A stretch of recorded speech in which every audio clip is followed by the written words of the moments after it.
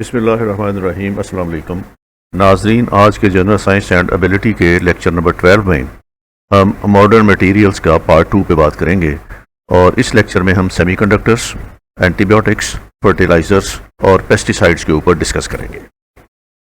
सबसे पहले देखते हैं कि सेमीकंडक्टर्स क्या है। Semiconductors are materials which have the conductivity between conductors and non conductors और इंसुलेटर्स।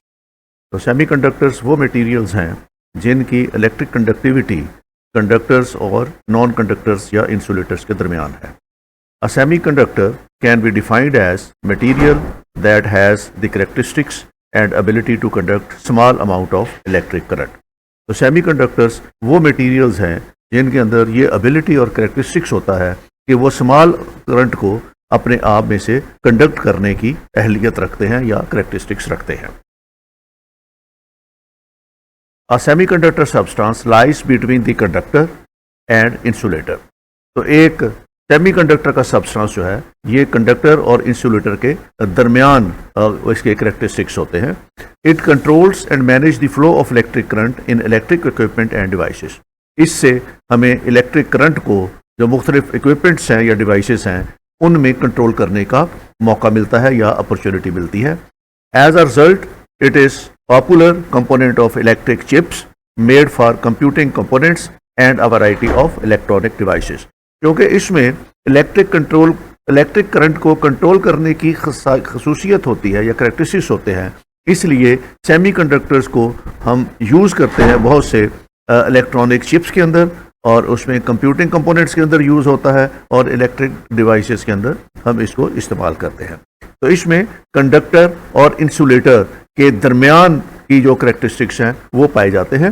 कंडक्टर्स हम उन मेटल्स को कहते हैं जहां से इलेक्ट्रिक करंट बड़ी आसानी के साथ पास हो जाता है, और इंसुलेटर्स उन सब्सटेंसेस को कहते हैं जहां से इलेक्ट्रिक करंट पास नहीं हो सकता।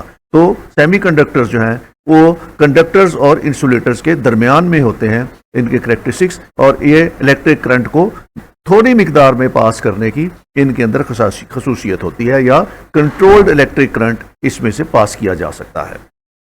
Semiconductors have much lower resistance to the flow of electric currents in one direction than in other। तो इसमें करंट एक साइड से दूसरी साइड पे पास हो सकता है। एक साइड से ये लोअर रेजिस्टेंस फ्लो को देता है और दूसरी साइड से अपोजिट डायरेक्शन से ये इसको करंट को जो रेजिस्टेंस है ये इसकी ज़्यादा होती है। इसलिए सेमीकंडक्टर्स में करंट को जो है वो एक ही डायरेक्शन के अंदर फ्लो कर सकता है। Basic electronic components such as diode, transistors and many photovoltaic cells contain semiconductive materials। तो जितने भी इस वक्त इलेक्ट्रॉनिक इक्विपमेंट्स हैं जिनके अंदर डायोड्स इस्तेमाल होते हैं, जिनके अंदर ट्रायोड्स इस्तेमाल होते हैं, या जिनके अंदर ट्रांजिस्टर्स इस्तेमाल होते हैं, तो वो सेमीकंडक्टर मटेरियल से बनाए जाते हैं। The electric conductivity of the semiconductors devices can be controlled over a wide range either permanently or dynamically। तो जो सेमीकंडक्टर्स हैं इसके अंदर करंट गुजरने की सलाहियत, जिसको हम इलेक्ट्रिकल कंडक्टिविटी कहते हैं, ये हम कंट्रोल कर सकते हैं, और उसकी एक वाइड रेंज होती है जिसमें इसको हम परमानेंटली या डायनामिकली इस करंट के फ्लो को हम कंट्रोल कर सकते हैं। यानी हम जितना करंट उसमें से चाहते हैं पास होके आगे जाए, सिर्फ उतना ही करंट जो है वो सेमीकंडक्टर्स आगे पास करेंगे। Semiconductors are of two categories, intrinsic and extrinsic semiconductors.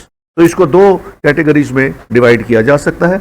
एक है इसको हम इंट्रिंसिक सेमीकंडक्टर्स कहते हैं और दूसरे को हम एक्सट्रिंसिक सेमीकंडक्टर्स कहते हैं। इंट्रिंसिक सेमीकंडक्टर्स आर प्योर, ये प्योर होते हैं in form and composed of only one kind of material. ये एक ही मटेरियल से बनाए जाते हैं। They don't have any form of impurity added to them, इसके अंदर इम्प्योरिटीज ऐड नहीं की जाती। और जो एक्सट्रिंसिक कंडक्टर्स हैं दीज आर इम्प्योर। तो प्योरिटी के लिहाज से सेमीकंडक्टर्स को दो हिस्सों में तकसीम किया जा सकता है। इंट्रिंसिक सेमीकंडक्टर्स जिनको हम प्योर कहते हैं, और एक्सट्रिंसिक जिनको हम इम्प्योर कहते हैं। Extrinsic semiconductors comprise multiple intrinsic semiconductors with other substances added to change their properties. इसमें हम दूसरे सब्सटेंसेस भी ऐड कर देते हैं ताकि उनकी कैरेक्टरिस्टिक्स को जो या प्रॉपर्टीज को चेंज किया जा सके। These substances are typically doping, trivalent और पेंटावेलेंट इम्प्योरिटीज। तो ये इम्प्योरिटीज की टाइप्स हैं जो उसमें हम ऐड किए जाते हैं, ट्राइवेलेंट या पेंटावेलेंट इम्प्योरिटीज अगर ऐड की जाए तो वो सेमीकंडक्टर जो है एक्सट्रिंसिक सेमीकंडक्टर्स क्या कहलाए जाते हैं। अब सेमीकंडक्टर्स की प्रॉपर्टीज क्या हैं? The basic chemistry requirement of a semiconductor is that it should not be very good conductor of electricity.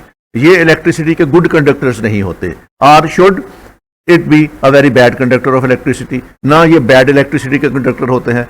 ये कंडक्टर्स और इंसुलेटर्स के दरमियान वाली कोई चीज होती है, ना ये बहुत गुड कंडक्टर्स होते हैं इलेक्ट्रिसिटी के, ना ये बहुत बैड कंडक्टर्स होते हैं इलेक्ट्रिसिटीज के। तो ये कंडक्टिंग और इंसुलेटर के दरमियान वाली एक प्रॉपर्टीज इनके अंदर होती है। It's property can be change by adding और रिमूविंग एटम्स। इसकी प्रॉपर्टीज को हम चेंज कर सकते हैं, सेमीकंडक्टर्स की प्रॉपर्टीज। जैसे जैसे हम इसके अंदर एटम्स ऐड करते जाएंगे या रिमूव करते जाएंगे तो उनकी प्रॉपर्टीज जो है वो चेंज होती जाएगी। Silicon is the most widely use semiconductor material. तो ज्यादा जितने भी सेमीकंडक्टर्स बनाए जाते हैं उसके अंदर सिलिकॉन यूज किया जाता है। Few other material used in making semiconductors are germanium, tin, selenium, tellurium, gallium arsenides and silicon carbides elements हैं, वो मटेरियल्स हैं जिनको हम सेमीकंडक्टर्स के बनाने में इस्तेमाल किया जाता है। लेकिन वर्ल्ड वाइड जो सबसे ज्यादा इसमें एलिमेंट यूज किया जाता है वो सिलिकॉन है। Devices can display a range of useful properties such as showing variable resistance, passing current more easily in one direction than the other and reacting to light and heat। तो इसमें अंदर जो range है properties की उसमें variable resistance और passing currents more easily in one direction and reacting to light and heat, ये semiconductors जो है वो इसकी यूजफुल प्रॉपर्टीज हैं। Their actual function include amplification of signal, switching and energy conversion. तो बेसिकली सेमीकंडक्टर्स का इस्तेमाल जो है वो एम्प्लीफिकेशन के लिए होता है, सिग्नल को एम्प्लीफाई करना और स्विच करना और उसमें एनर्जी को कन्वर्ज करना। ये बेसिकली तीन इसके यूजेस हैं जिनके लिए सेमीकंडक्टर्स बनाए जाते हैं।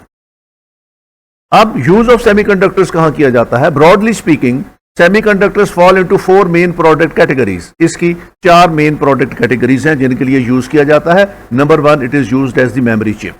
ये मेमोरी चिप के तौर पर इस्तेमाल होता है। Memory chip serve as temporary store house of data and pass information to and from computer devices brain.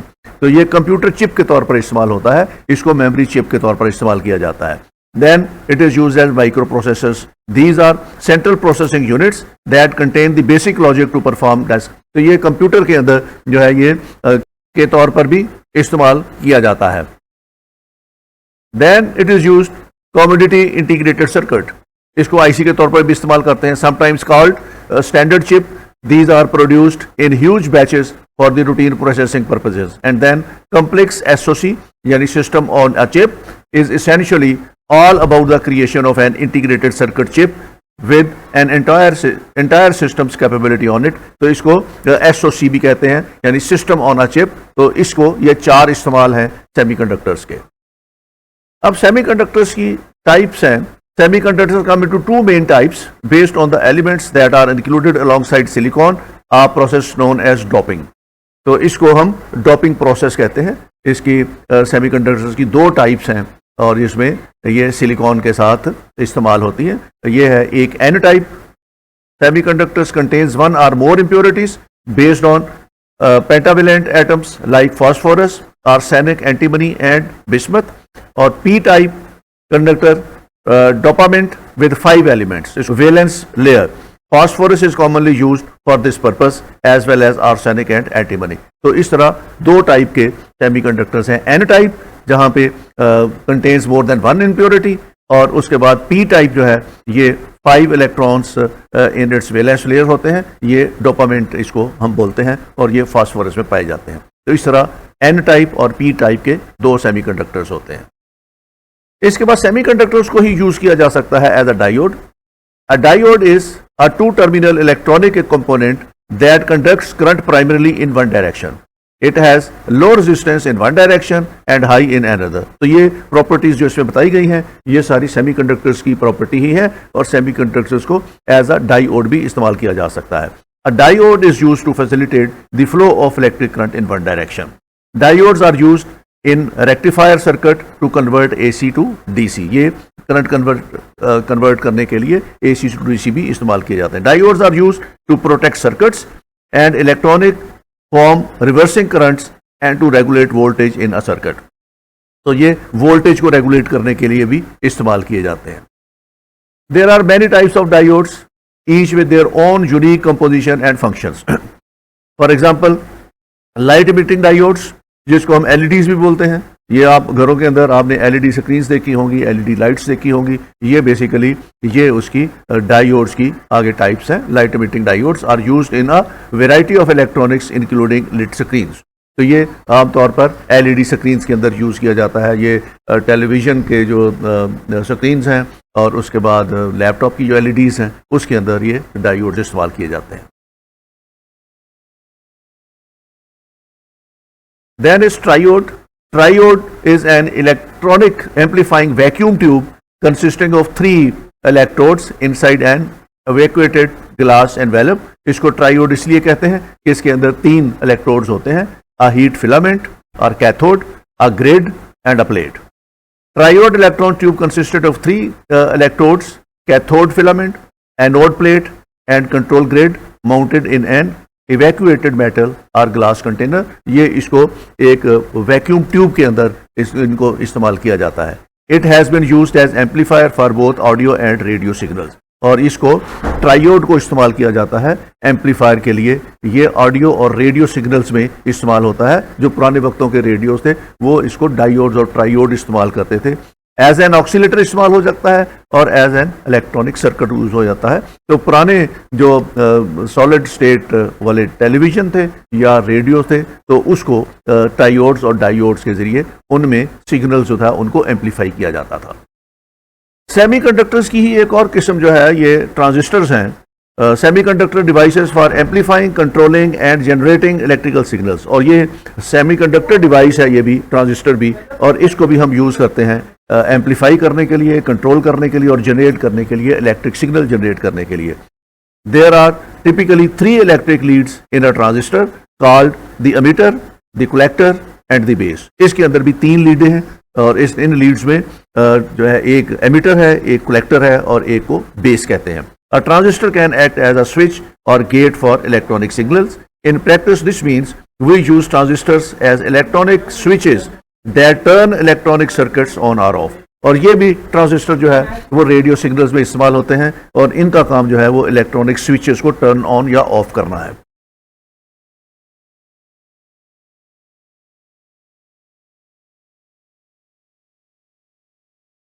This is a basic function that we use in digital logic circuits such as those found in computers where we use transistors to represent a 1 and 0 for binary codes। और इसको हम जो है वो computers में binary codes के अंदर जो उसकी लैंग्वेज है 0 और 1 की, ट्रांजिस्टर्स को उसमें भी इस्तेमाल करते हैं।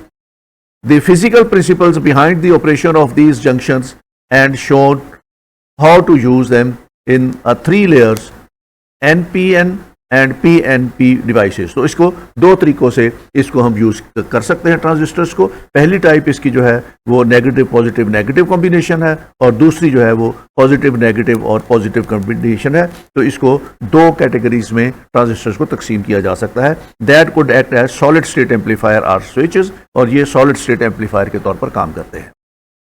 इसके बाद एक और यूज जो हम पहले भी डिस्कस कर चुके हैं सेमीकंडक्टर्स का, that is light emitting diode या LED is a semiconductor device that emits light when an electric current is passed through it। तो जब इसमें से इलेक्ट्रिक करंट पास होता है तो ये इसमें से लाइट इमिट होती है, तो इसको हम लाइट इमिटिंग डायोड कहते हैं। Light is produced when the particle that carry the current combine together with the semiconductor's material. Since light is generated within the solid semiconductors material, LEDs are described as solid state devices। तो ये भी solid state devices हैं। The term solid state lighting, which also encompasses organic LED, distinguishes this light technology from other sources that use heated filament or gas discharge। तो ये दूसरे जो filaments हैं जो हीट से ऑन होते हैं या गैस से ऑन होते हैं या गैस डिस्चार्ज कर सकते हैं, जैसे फ्लोरेसेंट लैंप्स हैं या जिसमें टंगस्टन या इस तरह के लैंप्स हैं जिसको हम उर्फ आम में ये लाइट बल्ब्स बोलते हैं, तो ये एलईडीज उनसे डिफरेंट हैं। Antibiotics are medicines that fight bacteria infections in people and animals. तो एंटीबायोटिक बेसिकली वो मेडिसिन्स हैं जो किसी इंसानी या हैवानी जिस्म के अंदर बैक्टीरिया के इन्फेक्शन के खिलाफ काम करती हैं। They work by killing the bacteria or by making it hard for the bacteria to grow and multiply. ये या तो बैक्टीरिया को हलाक कर देती हैं, उसको किल कर देती हैं, या उस बैक्टीरिया की ग्रो को, फर्दर ग्रोथ को रोक देती हैं कि वो अपने आप को मल्टीप्लाई नहीं कर सकता।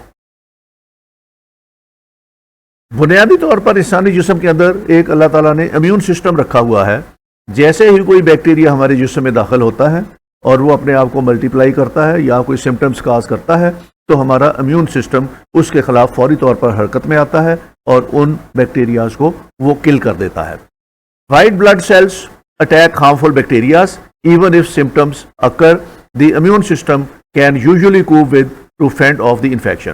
तो हमारे वाइट ब्लड सेल्स जो हैं वो हमारे मुदाफ़ाती निज़ाम के तहत ये हार्मफुल बैक्टीरिया के अगेंस्ट फाइट करते हैं और वो इन्फेक्शन को ख़त्म कर देते हैं, और इस तरीके से हमारे बाज़वा सिम्टम्स आने के बाद भी वो बीमारी जो है वो हमारे मुदाफ़ाती सिस्टम के तहत वो ख़त्म हो जाती है। Sometimes the number of harmful bacteria is excessive and the immune system can not clear them. और बाज़ दफ़ा ऐसी सूरत हाल डेवलप हो जाती है कि बैक्टीरियाज की तादाद बहुत ज़्यादा होती है और हमारे जिस्म का इम्यून सिस्टम उनको क्लियर नहीं कर सकता, और उस वजह से बीमारी के बढ़ने के इम्कानात होते हैं। Antibiotics are used in this scenario. तो उस सूरत में फिर हमें एंटीबायोटिक्स का सहारा लेना पड़ता है और ये एंटीबायोटिक मेडिसिन खानी पड़ती हैं। The first antibiotic was penicillin. सबसे पहली एंटीबायोटिक जो बनाई गई ये पेंसिलिन बनाई गई। Alexander Fleming discovered penicillin, the first natural antibiotic in 1928। Penicillin based antibiotics such as ampicillin, amoxicillin and penicillin G are still available to treat a variety of infections and have been in use for many years. तो सबसे पहले जो penicillin बनाई गई, जो antibiotic बनाई गई, that was in the form of penicillin, और ये अलेक्जेंडर फ्लेमिंग ने 1928 में बनाई। Antibiotics can be divided into two classes based on their mechanism of action। तो ये दो तरीकों से बनाई जाती है और इनके मैकेनिज्म जो है वो उसको सामने रखते हुए it can be divided into two classes.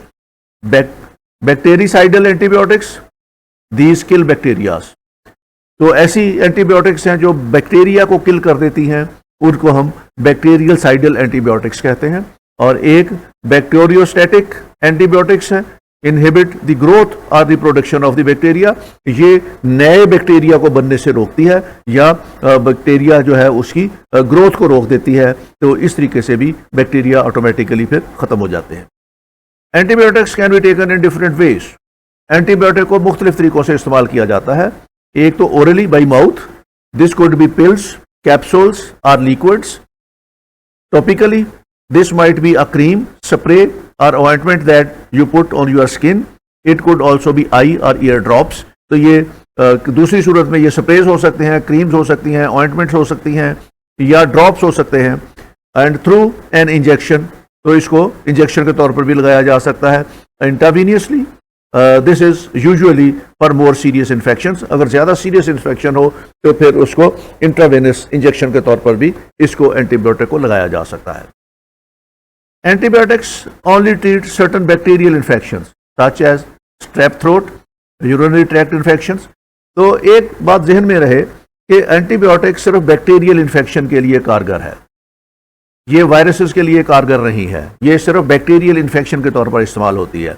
You may not need to take antibiotics for some bacterial infections like sinus infections or some ear infection। बाज ऐसे इन्फेक्शंस होते हैं कि जिनके लिए एंटीबायोटिक खाने की ज़रूरत महसूस नहीं होती, ना ज़रूरत पड़ती है। हमारे जिस्म का इम्यून सिस्टम खुद ब खुद उन बैक्टीरियाज के खिलाफ फाइट करता है। Antibiotics don't work on viral infection. तो अगर वायरल इन्फेक्शन है तो उसके लिए एंटीबायोटिक कारगर नहीं है। For example, you shouldn't take antibiotics for colds and runny noses, most sore throats, flu, most cases of bronchitis. तो इसमें ये वायरल इन्फेक्शन है, ये उस वायरस की जब ख़त्म हो जाएगी एज और साइकिल ख़त्म हो जाएगा तो वो ऑटोमेटिकली ठीक हो जाएंगे और उनके लिए एंटीबायोटिक्स ना खाई जाती हैं ना उसकी ज़रूरत है। Antibiotics fight bacterial infections either by killing bacteria और स्लोइंग और सस्पेंडिंग इट्स ग्रोथ। तो इसका मैकेनिज्म यही है कि या तो वो बैक्टीरिया को किल कर देंगी या उसकी ग्रोथ को स्लो कर देंगी। They do this by attacking the wall और कोटिंग सराउंडिंग बैक्टीरियाज, या तो बैक्टीरियाज की जो वॉल है या उसकी सराउंडिंग कोटिंग है उस पर अटैक करेंगी। Interfering with bacterial reproduction, bacteria की रिप्रोडक्शन को रोक देंगी, मजीद बैक्टीरिया जिस्म के अंदर नहीं बनने देंगी। Blocking protein production in bacteria, और बैक्टीरिया के अंदर प्रोटीन प्रोडक्शन को रोक देगी। उससे बाद जब बैक्टीरिया प्रोटीन ब्लॉकिंग हो जाएगी तो बैक्टीरिया खुद ब खुद उसमें उनकी डेथ हो जाएगी। The side effect of antibiotics range from minor to very severe. Antibiotic के साइड इफेक्ट हो सकते हैं। Some of the common side effects include rashness हो सकती है बॉडी पे, नोजिया फील हो सकता है, डायरिया हो सकता है और जीस्ट इन्फेक्शंस हो सकते हैं। तो कॉमन जो इसके अंदर साइड इफेक्ट हैं वो नोजिया और उसके बाद डायरिया। एंटीबायोटिक में बहुत से लोगों को डायरिया हो जाता है। More serious side effects can include different infections which cause diarrhoea that can lead to severe colon damage and sometimes even death. तो ये बाद सिचुएशंस के अंदर ये बहुत ज़्यादा सीरियस भी हो सकता है। Severe and life threatening allergic reactions, तो इसमें कुछ एंटीबायोटिक ग्रुप्स ऐसे हैं जो मुख्तलिफ लोगों के लिए उसमें एलर्जीज हो सकती हैं, तो इसलिए एंटीबायोटिक जो है वो इस्तेमाल करने से पहले उसका एलर्जी टेस्ट करा लेना ज़्यादा मुनासिब है। While there are 100 types of antibiotics, there are 10 antibiotics that are most commonly used. इसकी 100 से ज़्यादा किस्में हैं एंटीबायोटिक की, लेकिन जो मुरवजा 10 हैं वो ज़्यादा पॉपुलर हैं, जिसमें एमोक्सिलिन है, एजिथ्रोमाइसिन है, क्लिंडामाइसिन है, सिफ्लेक्शन है, सिप्रोफ्लोक्सेन है और सल्फामेथोडाजोल, मेथॉक्सोजोल और मेट्रोनिडाजोल। तो ये 10 किस्में जो हैं वो एंटीबायोटिक की ज़्यादा पॉपुलर हैं। अब इसके बाद अगला जो आपका मॉडर्न मटेरियल है that is fertilisers. Fertilisers natural और artificial substance containing the chemical element that improve growth and productivity of the plants. Fertilizers वो substances हैं जो ग्रोथ जो है वो प्लांट की उसके लिए उसको इम्प्रूव करते हैं या उसकी प्रोडक्टिवनेस प्लांट की जो है वो उसको ज़्यादा करते हैं। एक तो प्लांट की ग्रोथ के लिए ज़रूरी है और दूसरे उसकी प्रोडक्टिवनेस यानी उसका जो यील्ड है उसको ज़्यादा करने के लिए ये ज़रूरी है। और ये नेचुरल और आर्टिफिशियल सब्सटेंसेस होते हैं जो ज़मीन की सलाहियत को बढ़ाते हैं ताकि वो ज़्यादा पैदावार दे सके। Fertilisers enhance the natural fertility of the soil और replace chemical elements taken from the soil by previous crops. एक तो ये ज़मीन की नेचुरल फर्टिलिटी को बरकरार रखते हैं, उसको बढ़ाते हैं, और दूसरा बार बार फसल काश्त करने से जो उसके अंदर केमिकल एलिमेंट्स कम हो जाते हैं तो फर्टिलाइजर्स उन केमिकल्स को रिप्लेनिश करते हैं।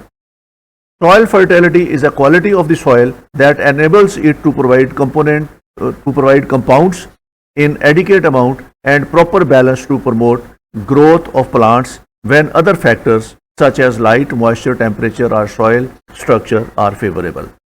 तो ये ऐसे कंपाउंड्स हैं जो अगर मुनासिब मिकदार में ज़मीन में डाल दिए जाएं तो वो ये प्लांट की प्रमोशन को या ग्रोथ को ये बहुत बैलेंस कर देते हैं, और जो कुदरती लाइट, मॉइस्चर, टेम्परेचर और सॉइल स्ट्रक्चर है, अगर ये कुदरती अज्जा मुकम्मल तौर पर अवेलेबल हों तो फिर जो एलिमेंट हम डालेंगे ज़मीन में to increase the fertility of the soil या जो फर्टिलाइजर्स हम इस्तेमाल करेंगे वो फिर प्लांट की ग्रोथ को बहुत ज़्यादा प्रमोट करेंगे। Where fertility of the soil is not good, जहाँ पे ज़मीन की फर्टिलिटी अच्छी नहीं है, नेचुरल और मैन्युफैक्चर्ड मटीरियल में be added to supply the needed plant nutrients. तो वहाँ फिर ज़मीन में या तो हम नेचुरल मटेरियल्स डालेंगे या फिर मैन्युफैक्चर्ड मटेरियल्स डालेंगे ताकि वहाँ ज़मीन की फर्टिलिटी को ज़्यादा बेहतर किया जा सके।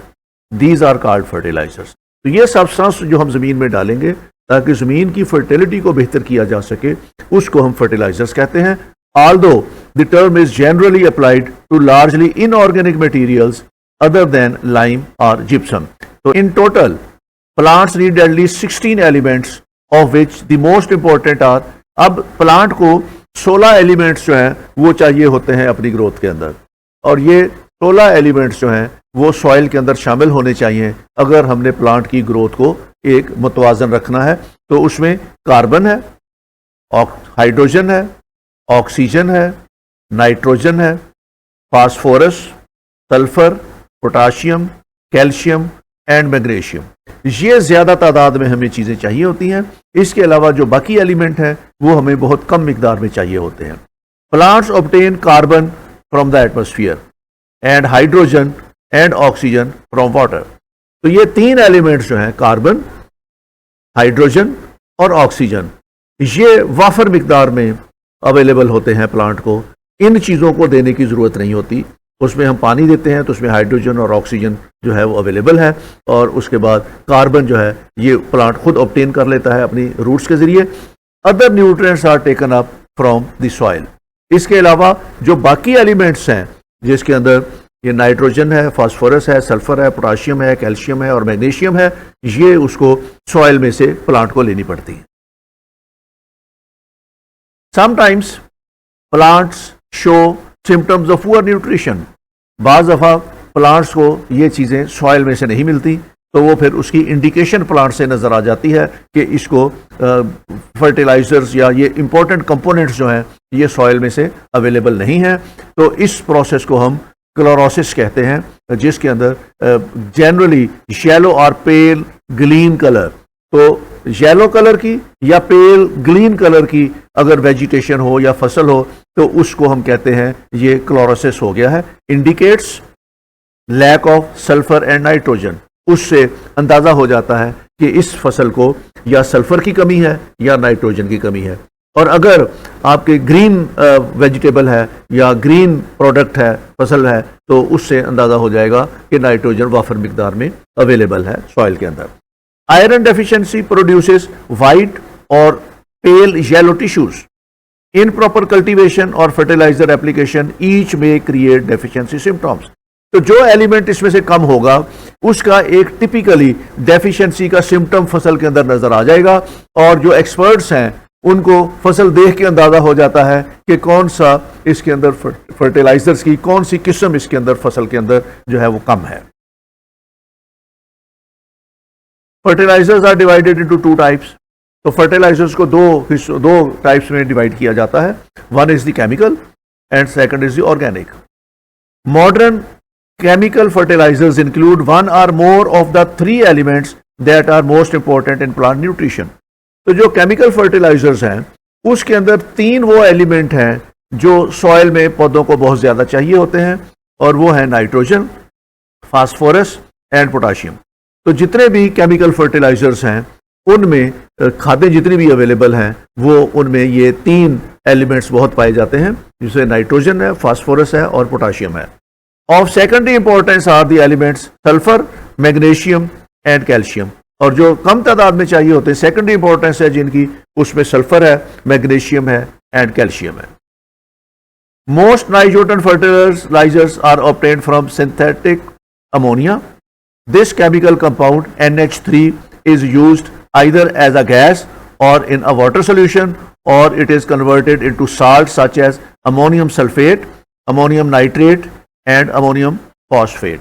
तो जो सबसे ज़्यादा चाहिए है नाइट्रोजन फर्टिलाइजर्स, इसको हम यूज़ करते हैं जो हमारे पास केमिकल्स हैं या सॉल्ट्स हैं, अमोनियम सल्फेट से हम ड्रॉ करते हैं, अमोनियम नाइट्रेट से या अमोनियम फॉस्फेट। ये खादें भी अवेलेबल हैं, तो ये जब फसलों में डाली जाती हैं तो उससे फसल में नाइट्रोजन की कमी पूरी हो जाती है। Phosphorus fertilizers include calcium phosphate derived from phosphate rocks or bones.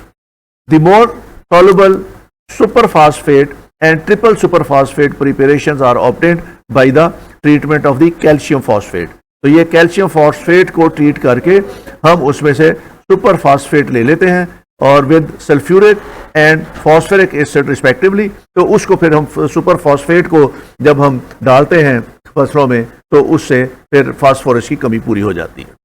Potassium fertilizers, namely potassium chloride and potassium sulfate, are mined from potash deposits. तो जो पोटाशियम की जिन फसलों में कमी होती है तो उसमें ये पोटाशियम क्लोराइड या पोटाशियम सल्फेट में से हासिल की जाती है. Commercially produced potassium compounds, almost 95% of them are used in agriculture as fertilizers. तो जितना भी हम पोटाशियम माइन करते हैं तो उसका 95% जो है वो हम खाद के लिए इस्तेमाल करते हैं या फर्टिलाइजर्स के लिए इस्तेमाल करते हैं.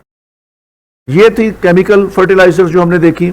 अब जो ऑर्गेनिक फर्टिलाइजर्स हैं या हम यूज करते हैं, इस वक्त हमारा फार्मर जो ऑर्गेनिक फर्टिलाइजर्स यूज करता है, the use of manure and compost as fertilizers is probably almost as old as agriculture. Many traditional farming systems still rely on these sustainable fertilizers and their use is vital to the productivity of the certified organic farms in which synthetic fertilizers are not permitted. तो बाज़ लोग हैं वो अभी भी organic fertilisers use करते हैं और वो जो सिंथेटिक फर्टिलाइजर्स हैं या केमिकल फर्टिलाइजर्स हैं उनको यूज़ करना पसंद नहीं करते, तो वो ऑर्गेनिक फर्टिलाइजर्स यूज़ करते हैं. तो ऑर्गेनिक फर्टिलाइजर्स जो हैं वो कई तरीक़ों से हासिल किया जा सकता है. इसमें पहला is the farm manure. Manure is the refuse of the stable and barnyard. तो जो हमारे कैटल हेड हैं उनका जो मैन्योर है उसको यूज़ किया जाता है इसमें फर्टिलाइजर के तौर पर, इंक्लूडिंग बोथ एक्सरेटा एंड स्ट्रॉ और अदर बेडिंग मटेरियल. तो जो उसके एक्सरेटा है एनिमल्स का उसको यूज़ करते हैं या उनके लिए जो चारा वगैरह का बचा हुआ पोर्शन हम उसके बार्न यार्ड के अंदर नीचे बिछाते हैं तो उसको यूज़ किया जाता है. Large amount of manure are produced by livestock. ये ज़्यादा लाइफ स्टॉक से पैदा होता है.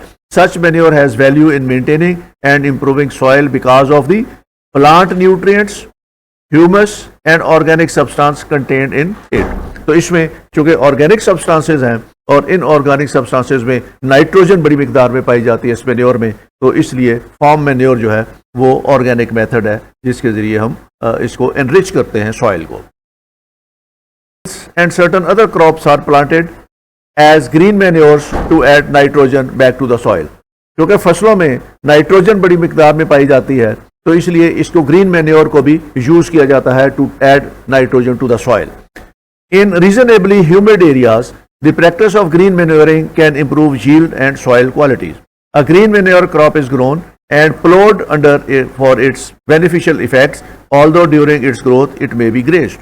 तो फसल जब उगाई जाती है ग्रीन मैन्योर में तो उसको ग्रेजिंग के लिए इस्तेमाल किया जाता है और जो रिमेन्स होते हैं उसको प्लो किया जाता है, उसी लैंड के अंदर शामिल कर दिया जाता है. तो ये ग्रीन मैन्योर ऐड होके तो उसमें नाइट्रोजन की कमी को वो पूरा कर देता है. Compost is basically a mass of rotted organic matter made from waste plant residues. Addition of nitrogen during decomposition is usually advisable. The result is a crumbly material that when added to the soil does not compete with the crop for nitrogen. Composts commonly contain about 2% nitrogen, 0.5 to 1% phosphorus and about 2% potassium. तो जो इस तरह के rotten organic matters हैं, ये आपने देखा होगा कि देहात में जो उनका ऑर्गेनिक मैटर्स हैं वो एक जगह पे वो पाइल अप करते रहते हैं जिसको हम रूढ़ी कहते हैं और वो बाद में इसको यूज कर लेते हैं अपने फसलों को एनरिच करने के लिए. तो ये कंपोस्ट है. Then is liming. Liming is to reduce soil acidity in practice extensively in humid areas where rainfall leaches calcium and magnesium from the soil, thus creating an acid conditions. Calcium and magnesium are major plant nutrients supplied by liming materials. Ground limestone is widely used for this purpose. Its active agent calcium carbonate reacts with the soil to reduce its acidity. तो बाज़ दफ़ा इसके जो ground limestone है उसको use किया जाता है ज़मीन की एसिडिटी को ख़त्म करने के लिए. जो एसिडिटी बाज़ दफ़ा रेनफॉल के ज़रिए सॉइल इरोजन होता है उसमें कैल्शियम और मैग्नीशियम जो है वो इरोजन होकर चला जाता है तो उसमें लैंड जो है वो एसिडिक हो जाती है, तो उसके लिए लाइमिंग यूज़ की जाती है. इसके बाद आखिरी आपका जो आज का टॉपिक है that is pesticides. Pesticides is any substance used to kill, repel और control certain forms of plants or animal life that are considered to be the pest. तो पेस्टिसाइड्स उन चीज़ों को हम कहते हैं जो कीड़े मकोड़ों को या पेस्ट को हलाक करने के लिए, रिपेल करने के लिए या उनको कंट्रोल करने के लिए कि वो आपके लाइफ को या फसलों को नुकसान ना दे, तो उसको हम कहते हैं pesticides. Pesticides include herbicides for destroying weeds and other unwanted vegetations. तो जो हर्ब्स हैं उनको इस्तेमाल करने के लिए जो पेस्टिसाइड हम इस्तेमाल करते हैं उसको हम हर्बिसाइड्स कहते हैं. Insecticides for controlling a wide variety of insects. Fungicides used to prevent the growth of molds and mildews. Disinfectants for preventing the spread of bacteria and compounds used to control mice and rats. तो ये मुख्तलिफ तरह के जो हमारे पास threats हैं उनको counter करने के लिए डिफरेंट टेक्निक्स हम यूज करते हैं. Pesticides can be grouped according to the types of pests which they kill. Insecticides insects के लिए है, हर्बिसाइड्स प्लांट्स के लिए है, रोडेंटिसाइड्स रोडेंट्स रैट्स और माइस के लिए है, बैक्टीरियासाइड्स बैक्टीरिया के लिए है, फंगीसाइड्स फंगी के लिए है और लार्वासाइड्स फॉर लार्वा. तो ये डिफरेंट जो चीज़ें हैं उनके लिए डिफरेंट टाइप के पेस्टिसाइड्स अवेलेबल हैं. Insecticides insecticide are use to destroy insects. ये इंसेक्ट्स को डिस्ट्रॉय करने के लिए यूज होते हैं.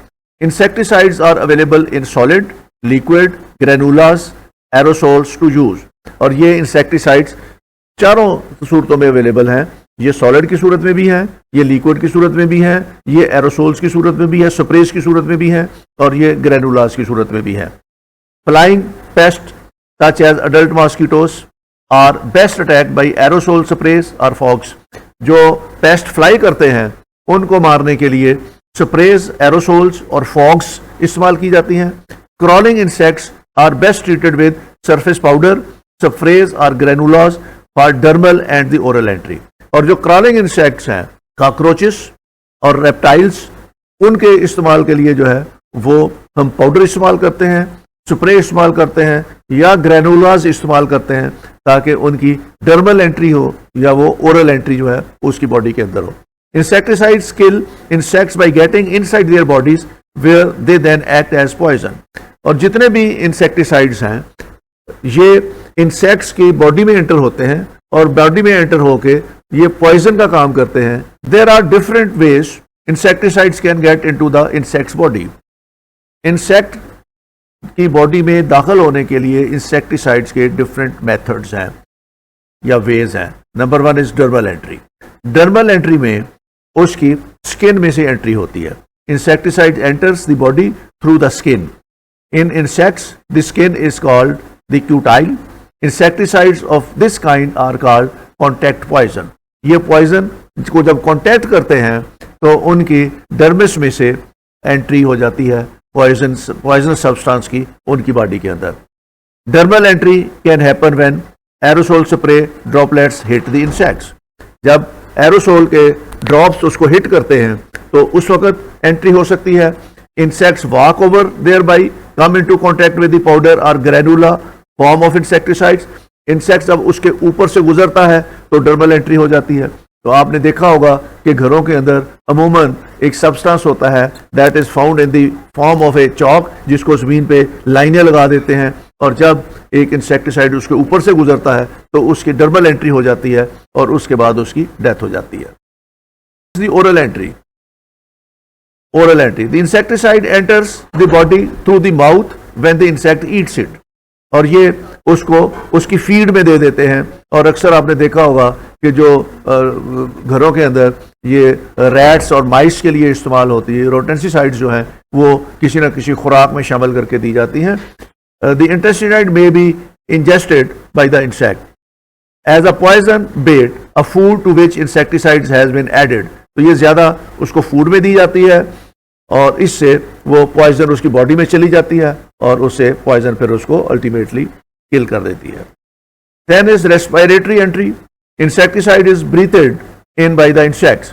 These insecticides are called inhaled poisons. Insects don't breathe through the mouth as the most animals do.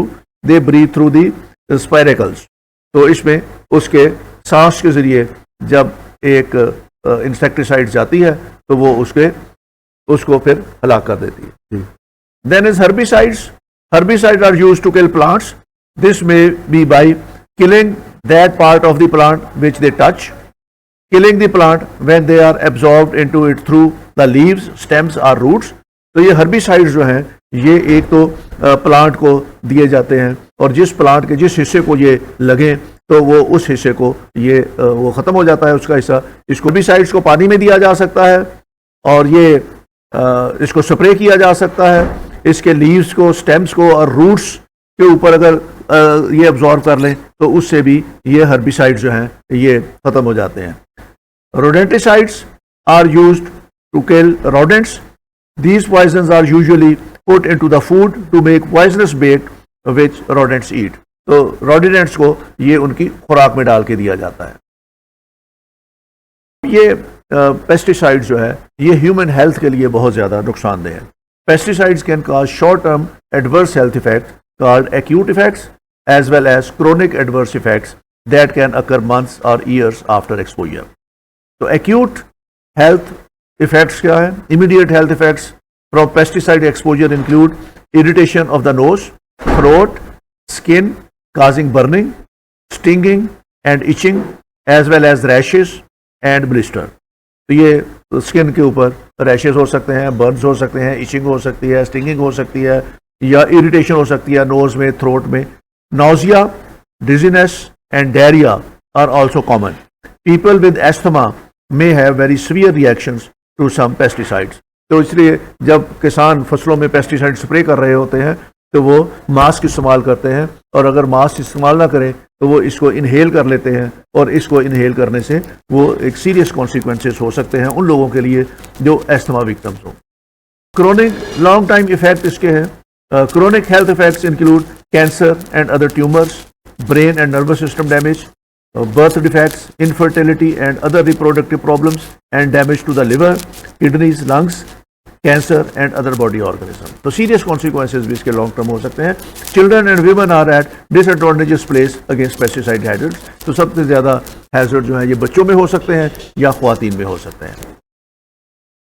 Pesticide के इन्वायरमेंट पर बहुत बुरे असरात हैं। Pesticides are harmful for environment in multiple ways. Run off water, pollutant streams, lakes and rivers. जब पानी के ज़रिए ये दिया जाता है तो उसमें ये पानी जो है ये स्ट्रीम्स को पोल्यूट कर सकता है, लेक्स को, रिवर्स को पोल्यूट कर सकता है। बारिश अगर हो जाए और खेत के अंदर आपने अगर पेस्टिसाइड्स डाले हुए हैं तो वाटर ओवरफ्लो करके तो बाकी चीज़ों को भी पोल्यूट कर सकता है। इकोसिस्टम के लिए बहुत ख़राब सूरत हो सकती है। ऐसे इंसेक्ट्स जो पॉजिटिवली हमारा इको बैलेंस क्रिएट करते हैं ये उनको भी हलाक कर देता है। जैसा जब यहाँ पे डेंगू स्प्रेज किया था और फॉगिंग की गई थी लाहौर में तो उससे बहुत से ऐसे इंसेक्ट्स भी मर गए थे जो हमारे इको बैलेंस को रखने के लिए बहुत ज़रूरी होते हैं। Aerosols pollute environment. जब स्प्रेज की जाती हैं तो उसके एरोसोल बहुत लंबे अरसे तक हमारे हवा में रहते हैं और उसको पोल्यूट करते हैं। Harmful for soil. तो सॉइल के लिए भी ये ख़तरनाक होता है और इसका रेजिडुअल इफेक्ट होता है। तो सॉइल में काफ़ी अरसे तक ये जो पॉइजनस सब्सटेंस है ये मौजूद रहता है और उससे हमारी सॉइल जो है उसके लिए भी ये हार्मफुल होता है। ये था आज का लेक्चर। कल हम इंशाअल्लाह अगले लेक्चर के साथ हाज़िर होंगे। उस वक्त तक के लिए खुदा हाफिज़। Take care. Thank you very much. खुदा हाफिज़।